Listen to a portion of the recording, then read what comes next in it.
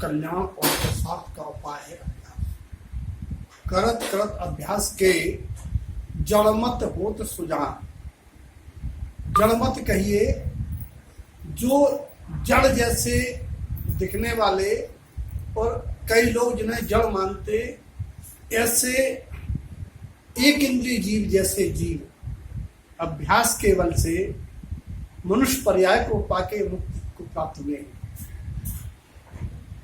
अभ्यास जीव को अनादिकाल से है, बस उस अभ्यास की धारा को मोड़ना है। जीव को मिथ्या दर्शन का अभ्यास यानी शरीर में, शरीर आदि मेरे और इन सब का मैं करता। जीव को संज्ञा के बुखार रूप अभ्यास, कोई पाठशाला नहीं है, भोजन नाक से की जाती कि कान से की जाती। एक नन्हा शिशु का गिलास मुंह में जाता है। मैथुन कुशील की कोई पाठशाला नहीं है, कहां से कैसे किया जाता है। परग्रह जोड़ने की कला, बच्चे को दिया लड्डू वापस नहीं देता, ये परग्रह आसक्ति की अभ्यास इस जीवों को अनादिकाल से। आज अभ्यास क्या करना है? अभ्यास किसका करना है? अभ्यास करना है दृढ़ स्वभाव का, शुद्ध स्वभाव का। और अभ्यास में मन वचन काय की जरूरत नहीं होती। अगर अभ्यास ऐसे अभ्यास में मन वचन काय की जरूरत होती तो ऐसे निगोदिया जिनके पास ये तीनों के पुरुषार्थ नहीं हो सकते, व्रत नहीं हो सकते, काय से तप नहीं हो सकता, वे निगोद से निकल के वर्धन कुमार आदि 9 से 23 भरत चक्रवर्ती के पुत्र मोक्ष नहीं जा सकते थे।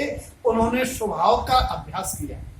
हमें पुरुषार्थ अभ्यास की सारी अनुकूलता मिली है। हम निरंतर भेद ज्ञान का अभ्यास करें, पर द्रव्यों से भिन्नत्व के अभ्यास करें। अभ्यास से ही गुरु महाराज कह रहे हैं, अभ्यासहीन का पुरुषा। तो अभ्यास नहीं कर सकते वे कैसे पुरुष, कैसे शनि पंचेंद्री और कैसा उनका पुरुषार्थ। अभ्यासहीन का पुरुषा वे कायर पुरुष हैं जो अभ्यास नहीं करते। आचार्य कहते हैं कितना करना है अभ्यास? अभ्यास अनंतम, जब तक सिद्धि ना हो, जब तक अनंत काल तक एक अभ्यास करना है। अभ्यास का आधार है, अभ्यास का आधार अभ्यास। आकाश को, अभ्यास माने अभ्यास, अभ्यास माने आकाश। आकाश को देखो, उसके तले 5 द्रव्य अनंतानंत जीवादि उद्गलादि अवगाहन पाते हुए कितना निर्मल रहता है, कितना स्वतंत्र अनुभव करता है, क्योंकि उसके अंदर इन द्रव्यों को अपने मानने की परिणति नहीं है।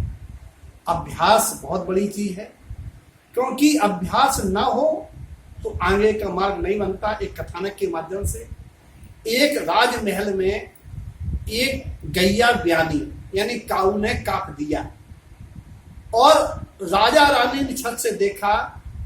राजा के कुतूहल आया, नीचे उतर के उस बछड़े को गोद में लेके छत पर पहुंचे और वहां से नीचे छोड़ दिया।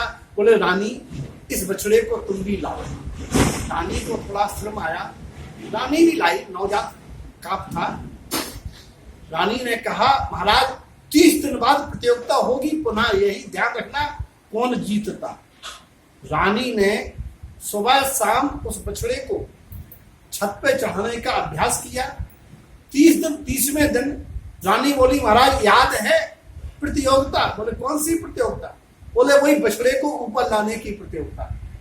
राजा बोले तुम नहला, तुम क्या कर पाओगी, अभी लाते हैं।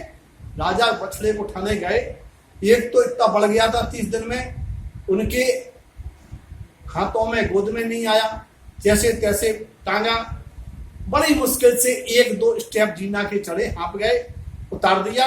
बोले रानी तुम आ जाओ।